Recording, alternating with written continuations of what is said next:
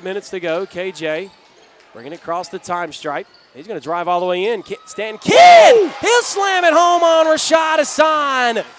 And not allow them to come and get anything in running transition. There's Blackman as they roll the ball to him. That's Penley. Blackman driving in the lane, puts up a wild shot, no good. 13 seconds to go. Poobie with the loose ball rebound.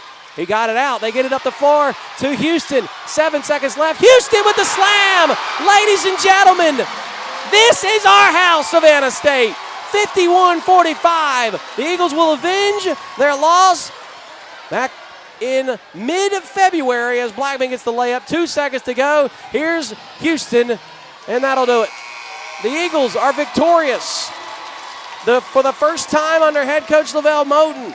20 wins. What was so different to get the desired result this time? We always played them well. We just had to be tougher and had to make some shots. We shot 47%. So anytime you shoot 47%, you got a chance to win a game. So was it looking? I thought it looked ugly early on. No, it wasn't no thinking. It was great coach, man. Man, y'all stop playing, man. Hey, man. I got a lot of respect for this young man. I can learn a lot from him, man.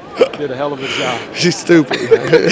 I hate Savannah State. I don't never want to play them again, man. Never. No, but it was ugly. That's how they make you play. They make you play ugly, man. And we tried to prepare and practice, and with 3-on-2, 2-on-1, fast break opportunities, and we ain't execute that. So you couple that pressure with our nerves, and you just had an ugly game. And I looked up. We were doing some ugly things, but they were doing some ugly things too. So, it was ugly versus ugly. And the ugliest girl was going to win the pageant tonight, I guess. So I know you despise turnovers, Coach. Yeah. I think it was 22 tonight. Mm-hmm. But is it something to be said about turnovers in the course of making plays? Yeah, I mean, that's why I give them 12 as our limit. And honestly, that's asking for perfection. Because anytime you play this game, you're going to make some mistakes. And, once you put a lot of pressure and the roar of the crowd out there and trying to react on the fly, it's going to cause some problems, But with this team, we just wanted to be tough. I didn't even look at the stat sheet completely yet. I just wanted us to be the tough. And I can't look at any player on my team and say we weren't tough tonight. Thanks, Coach. It was a senior night for Ray Willis. Was it? I seen you give him a warm embrace over there. What are your feelings, and what does he mean to your team, to you? Everything. That's those guys, man. You have program changers. When your program elevate, I'm a firm believer it's because of people. It's not because of me. And these kids come and they trust me and they allow me to coach them every day. There's no one that I'm hard on than Ray Willis. Every day if you walk into our practice, you'll think he's the worst basketball player ever. That's because he has so much ability, and I just want to maximize his ability. So, I'm not the soft, tender-hearted kind, and I got to work on that, but it was my way of just telling him I love him. And could you have foreseen 20 wins this season? Nah, not really. The other day, I lined everybody up, and I took my daughter's bag of Skittles, and I gave everybody a Skittle. And I told them, I said, if the season ended today, this is what you get, a Skittle. That's it. They ain't hanging no banners, no rings, no championships, no parades. You just got a handful of Skittles. Now, if you're satisfied and you love Skittles this much, then God bless you. If you want to work for something bigger and greater, then, let's go and try to accomplish that, So we'll look back when it's all said and done. How hopeful are you that Norfolk State get a couple losses? I didn't want to put myself in a position where we need some help, but I'm going to call all the coaches and supply extra scouting report if they need it.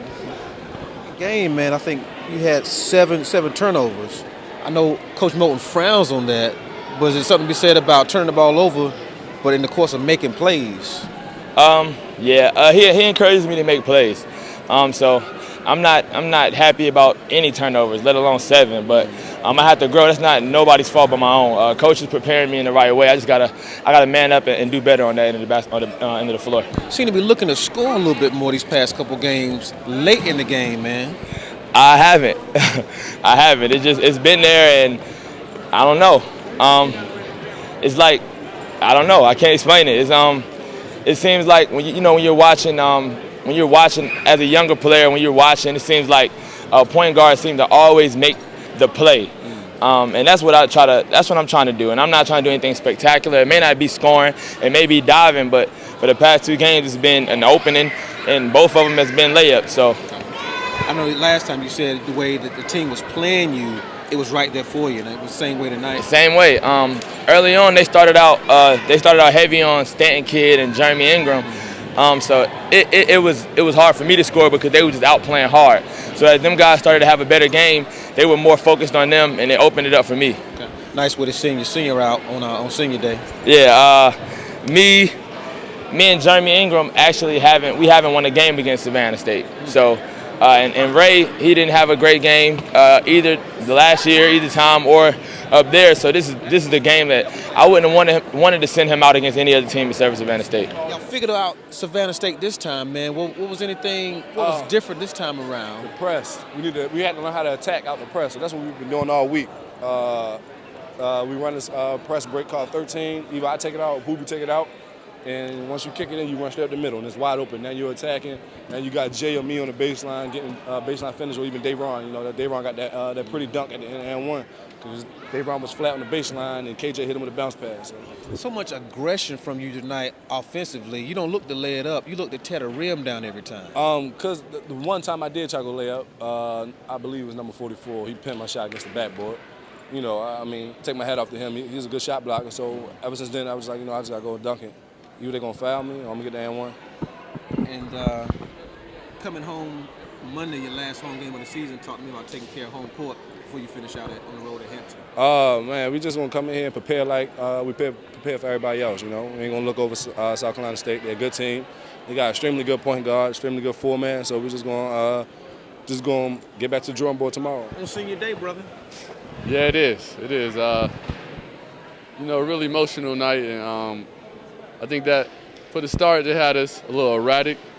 But once we was able to get composed, we was able to play under control. So it is a great way to go out, though, nonetheless. But we're going to enjoy this for another 2 hours, maybe, and get ready for South Carolina State. Talk to me about that. Your last home game of the season. Any emotions tied up with that for you? Kind of surreal. You know, it's bittersweet. We knew this moment was coming. I think my team is doing a great job.